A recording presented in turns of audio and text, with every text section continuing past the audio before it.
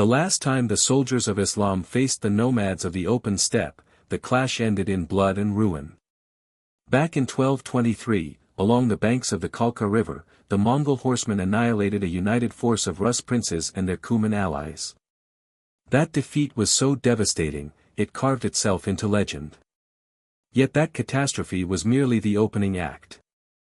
20 years later, the balance began to shift. Once again, the warriors of the Crescent rode west, not as traders or diplomats this time, but as men seeking retribution.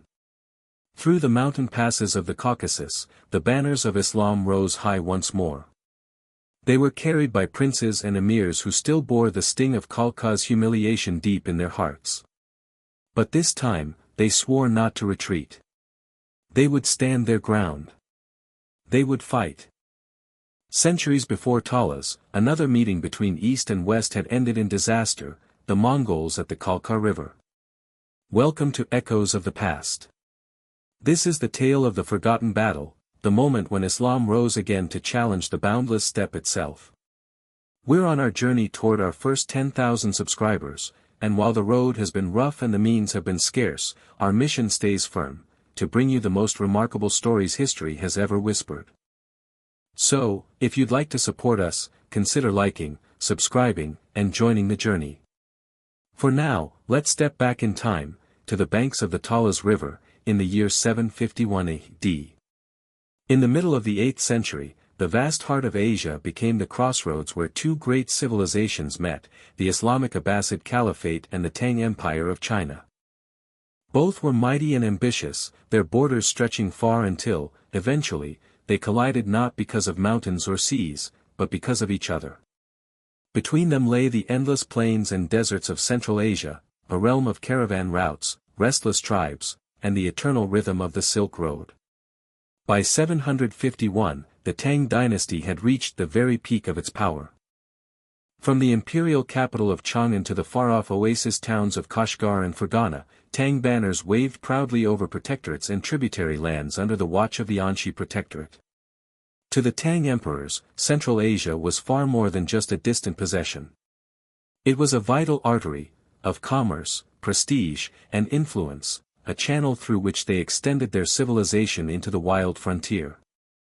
Meanwhile, in the west, the Abbasid Caliphate had just replaced the old Umayyad order. From their new capital in Baghdad, Abbasid commanders turned their gaze eastward, determined to secure their frontier and shape the destiny of Asia itself. For the Abbasids, the lands of Transoxiana and Sogdia weren't just distant territories on a map, they were the lifeblood of trade, culture, and faith. From the great cities of Merv and Samarkand, the caliph's governors began to sense something unsettling: the Chinese frontier was creeping ever westward. And in Central Asia, nothing ever stayed still for long. This region was never empty, it was alive, a patchwork of Turkic tribes, Sogdian merchants, and Karluk horsemen, each shifting loyalties like sand in the desert wind. They traded silk, spices, and sometimes people, but their true currency was allegiance, sold to whichever ruler offered the highest price or the surest protection. It was within this restless, unpredictable world that the ambitions of two mighty empires finally collided. The spark that set everything ablaze came from the Fergana Valley, a lush strip of land caught between Tang and Abbasid influence. What began as a simple local dispute over a ruler's succession quickly spiraled into a plea for outside intervention. The Tang court answered that call by sending General Gao Xianji, a Korean-born commander known across the empire for his iron discipline and bold tactics. With banners unfurled and orders clear, he marched west to bring Fergana under Tang control. The Abbasids couldn't ignore such a move. In response, they appointed Ziyad ibn Salih, a seasoned warrior fresh from the hard-fought campaigns of Khorasan, to check the Chinese advance. Soon enough, the two armies met face to face on the open plains of the Talas River, near what today lies between Kazakhstan and Kyrgyzstan. Neither commander had any thought of yielding. Gao Xianji trusted in the strength and order of the Tang war machine, convinced that no so-called barbarian force could withstand it. Ziyad ibn Salih, on the other hand, believed in something less rigid but far more enduring: faith, speed, and the unwavering sword of the believers, Sef al-Mu'min, the blade of the faithful. And in that narrow, wind-blown valley, fate would make fools of them both. Each would win a part of the truth, and yet both would lose it all. The battlefield stretched across a dry, stony plain by the river, a harsh land where the ground bit into hooves and feet alike. The open air gave clear sightlines, but every step demanded effort. Gao Xianji arranged his troops in classic Tang fashion, heavy infantry forming the solid center, flanked by Karluk cavalry auxiliaries, with ranks of archers spread wide along the front. His plan was precise and by the book: take the brunt of the initial assault, hold firm, then strike back the moment the enemy's speed and chaos began to falter.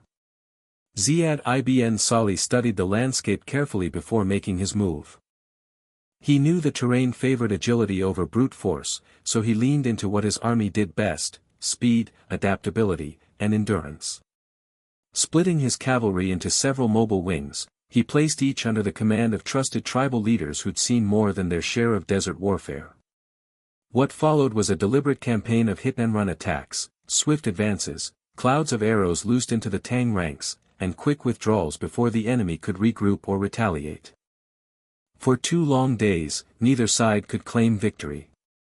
The Tang formations held steady, their discipline unshaken.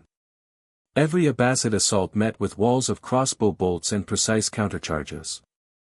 Tang shields and layered lamellar armor absorbed the worst of it, and by the second sunset, it looked as though Gao Xianji's men were grinding their way toward triumph. But Gao faced an opponent even fiercer than Ziad, the unforgiving march of distance and fatigue. His army had come nearly 2,000 miles from the capital at Chang'an to this far-flung frontier. Their supplies were dwindling, their spirits worn thin, and the chain of command stretched almost to breaking. The Abbasids, meanwhile, had every advantage of proximity. They fought near familiar ground, their supply lines short and secure, and desert tribes offered them both aid and intelligence. On the 3rd day, Ziad shifted his strategy. He stopped pressing head-on attacks and began staging fake retreats, tempting the Tang cavalry to chase what they thought was a fleeing foe. On the Tang right flank, the Karluk auxiliaries, nomadic riders hired to bolster Gao's ranks, began to lose heart. By the 4th day, the strain of heat, thirst, and relentless fighting had worn them thin. The Tang lines sagged under the weight of exhaustion. That's when Ziad made his move. Quietly, behind the chaos of battle, he reached out to the Karluk chiefs with promises too tempting to ignore: gold, fertile land, and the caliph's pardon. The offer worked. The Karluks, ever pragmatic, turned their cloaks. At dawn on the 5th day, with the pale light cutting through a haze of dust, the betrayal came to life. Without warning, the Karluk cavalry wheeled around and slammed into the Tang rear. Gao Xianji's army, once in control, suddenly found itself trapped between the hammer of the Abbasid front and the anvil of the Karluk assault from behind. In moments, the proud formation of the Tang was swallowed by chaos, a deadly pincer from which few would escape. The Tang formations, once so rigid and precise, began to crumble under the weight of confusion. Orders no longer reached the men on the front. Dust and sand swallowed the banners that had once stood proud above the ranks. The Abbasid heavy cavalry drove forward like a living wall of iron, their lances cutting deep into the chaos. From every direction, their horse archers poured volleys of arrows into the disoriented Tang lines. What had been a steady and disciplined army just hours before now broke apart into desperate clusters of resistance, each fighting for survival. Gao Xianji, refusing to yield, tried to rally what remained of his left flank in a last, desperate bid to break toward the river. A few hundred men managed to carve their way through the Abbasid encirclement, vanishing into the fading light, but most never made it. The rest were cut down or taken prisoner where they stood.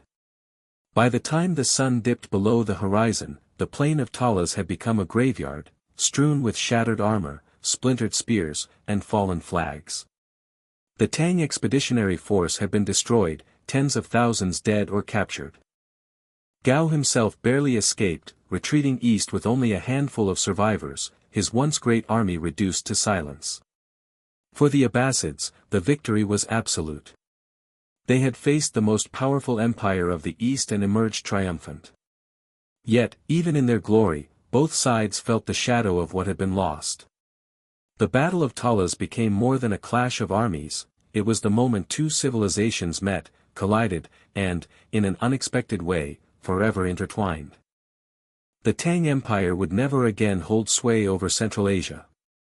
The protectorates of Anshi and Beshblik soon crumbled, and the Silk Road passed firmly into Muslim hands. But the Abbasids, though victorious, chose not to press further. They were content to hold Transoxiana as their frontier, guarding it as both a border and a bridge between worlds. Among the Tang captives were skilled papermakers, artisans whose craft soon took root in Samarkand. From there, the secret of papermaking spread west to Baghdad, and centuries later, to the heart of Europe. From one battlefield soaked in dust and betrayal, knowledge itself began its long journey across continents. The clash at Talas marked the end of an age of conquest. But in the ashes of war, something far greater endured. The world learned to write its future, on paper born from the spoils of a single, forgotten battle.